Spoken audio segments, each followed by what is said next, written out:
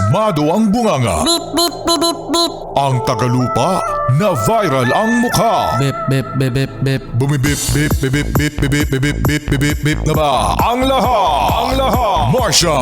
Beep, beep, beep, beep. Enrico Pañero. Bip, bip, bip, bip, bip. Beep, beep, beep, Bip, bip, bip, bip, bip. Bip, bip, bip, bip, bip. Tik tilaok! Tik tik tilaok! Beep, beep, beep, beep, beep. Ito na ang 101.1 Yes FM Balitang Hoy! Kamusta naman ang mga yes pre natin ng mga gasoline stations? Okay? Meron tayong mga nababalitaan mga yes friend na mga gasoline station na kahit papano ay tumutulong sa mga motorista.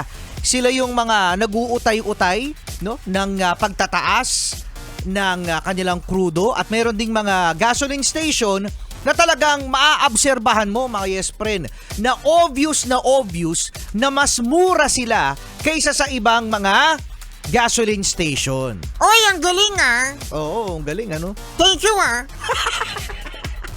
Salamat sa mga ganyan, yung may mga puso na tumutulong no, as a charity na rin para sa mga drivers, most especially sa mga PUVs. So eto na nga, dahil nga sa taas ng krudo, at speaking of gasoline station, mga yes friend, nauuso ngayon ang mga tinatawag na gas and run. Ha? What is gas and run?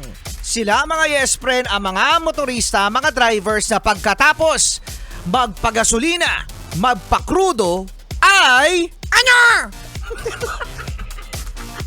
bigla na lang tumatakas, humaharurot ng hindi nagbabayad. Na? Ganon? Ganon. Ganon? Iba talaga mga yes friend, ano? Oo. Meron sa Cebu mga yes friend, 500 pesos na nabayaran naman din at sinabing hindi sinasadya, nakalimutan daw ng driver. Nabayaran na naman nabayaran. Pero meron ditong isang kaso sa Metro Manila na isang kotse, mga yes friend, no? Isang sasakyan ang nagpagasolina at inabot ng 5,100 pesos. Iba no? Sinaad. Tapos pina-full tank. Sagad! Full tank sagad, no? 5,100 pesos. Pagkatapos, no? Syempre, tatanggalin ng gasoline boy. Tapos kukunin ganyan kasi mga yes friend, ano? Hindi ko alam sa mga kung paano kayo magbabayad kasi ako credit card eh. So ganito 'yan. So magbabayad ako ng pangkrudo ko, yung card, pagkatapos aabante ako ng konti. Mag-hazard ako kasi syempre mayroong mga nakapila sa likod. So pag nag-hazard ako alam ng gasoline boy na ayun si Sir yung nagbayad. So may mga time mga yes friend na iniiwan ng gasoline boy pag-lock, pagkatapos biglang haharurot yung ibang mga sasakyan.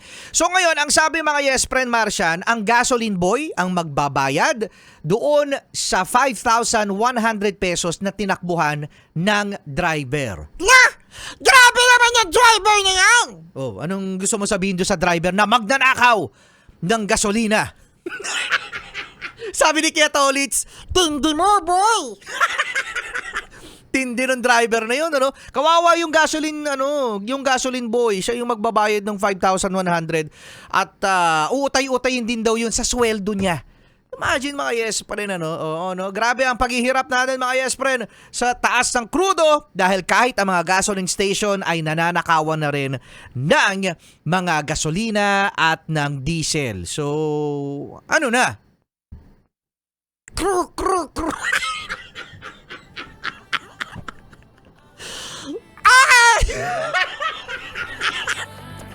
May magagawa ba tayo?